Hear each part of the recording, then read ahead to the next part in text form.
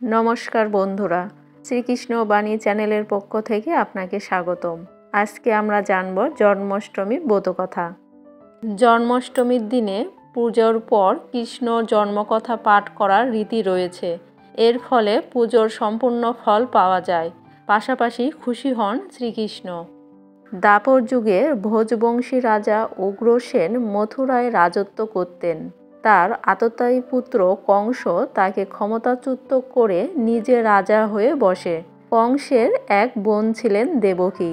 তার বিবাহ হয়েছিল যদুবংশীয় বসুদেবের সঙ্গে। একদা কংস নিজের বোন দেবকীকে তার শ্বশুরবাড়ি পৌঁছে দিতে যাচ্ছিলেন।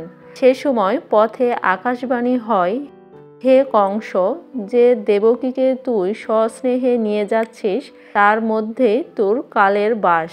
তার গর্ভ থেকে উৎপন্ন অষ্টম বালক তোর বধ করবে। এ কথা শুনে কংস বসুদেবকে মারতে উদ্যত হয়। তখন দেবকী নিজের ভাইকে নিবেদন করেন যে, আমার গর্ভে যে সন্তান হবে তাকে আমি তোমার সামনে এনে রেখে দেব।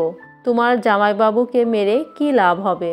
কংস দেবকীর কথায় রাজি হয় এবং তাকে মথুরা ফিরে নিয়ে আসে। সেখানে বসুদেব ও দেবকীকে কারাগারে বন্দী করে রাখে কংস।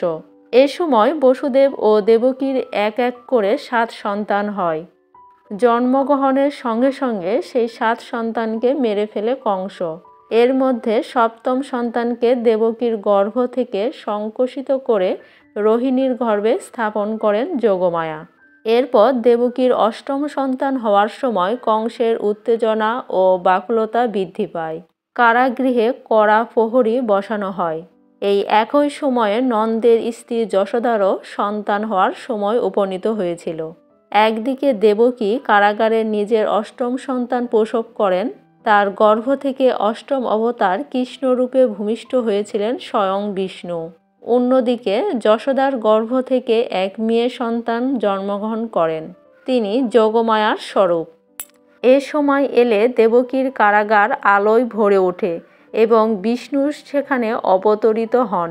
শ্রীহরি বাসুদেবকে বলেন, অষ্টম সন্তানকে নন্দের বাড়ি নিয়ে যেও এবং সেখানে যশোদার কন্যা সন্তানকে এখানে নিয়ে এসো। নারায়ণের লীলায় সে সময় কারাগৃহের সমস্ত রক্ষী ঘুমিয়ে পড়েন ও দরজাও খুলে যায়। এরপর শ্রীহরির কথা মতো বাসুদেব দেবকীর কাছ থেকে অষ্টম সন্তানকে নিয়ে বৃন্দাবনের উদ্দেশ্যে যাত্রা করেন। পথে তীব্র ঝড় বৃষ্টি শুরু হয়। যমুনা নদী অতিক্রম করার সময় বাসুদেবের বুক পর্যন্ত জল ওঠে। একটি ঝুড়িতে ছোট্ট গোপালকে শুয়ে সেই ঝুড়ি মাথায় রেখে যমুনা পার করতে শুরু করে বাসুদেব।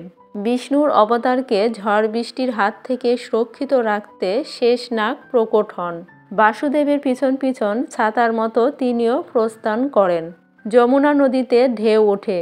সেই ঢেউয়ে কৃষ্ণের পা লাগতেই যমুনা দেবী শান্ত হন। এভাবে বৃন্দাবন পৌঁছে যান বাসুদেব। সেখানে নন্দের গৃহে যশোদার পাশে কৃষ্ণকে রেখে সেখান থেকে যোগমায়ারূপী বালিকাকে তুলে মথুরায় কারাগৃহে ফিরে আসেন তিনি। এরপর দ্বাররক্ষীদের ঘুম ভাঙে। তারা দেখে যে দেবকী সন্তান প্রসব করেছে। তখন কংস সেখানে আসে।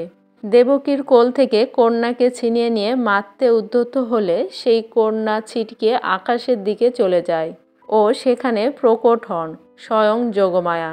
হাসি মুখে তিনি বলেন, হে মূর্খ কংস, তোকে যে বধ করবে সে জন্ম নিয়েছে, এমনকি বৃন্দাবনে পৌঁছে গেছে সে। এবার তুই তোর পাপের শাস্তি পাবি। বন্ধুরা, আজকে এ পর্যন্তই। আবার আসবো নতুন কোনো ভিডিও নিয়ে। সে পর্যন্ত সবাই ভালো থাকবেন। আর আমার ভিডিওটি যদি ভালো লেগে থাকে তাহলে অবশ্যই লাইক, কমেন্ট এবং সাবস্ক্রাইব করতে ভুলবেন না।